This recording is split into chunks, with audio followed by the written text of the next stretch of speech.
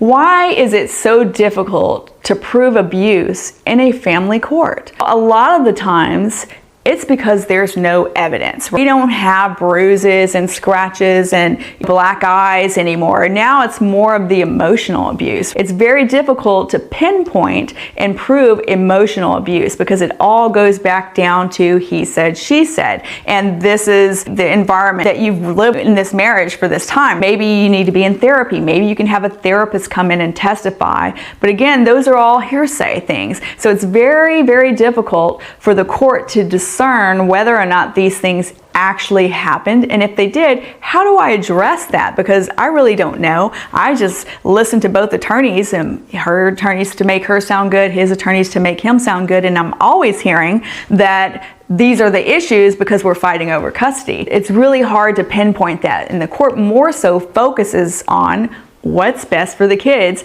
knowing these parents have these issues. You want to make sure you're putting those children in the best situation to handle either parent with that. So unless there's really hard proof evidence, it's really hard to get a court to make a decision on that because they don't speculate on the potential harm that could be done in the future. I just know my spouse is not going to be a good parent or co-parent because they never did it before while we were together. So things change, and unless there's hard proof or more solid proof, it's going to be very difficult to move forward to get the judge to do something about that. So don't waste a lot of your time and finances arguing about those things to make the court see that person as they are. That's not the goal. The goal is for you to do what's best for your children and get the divorce process finalize as quickly as possible so that you can move on with your life and help those children start recovering from all of this.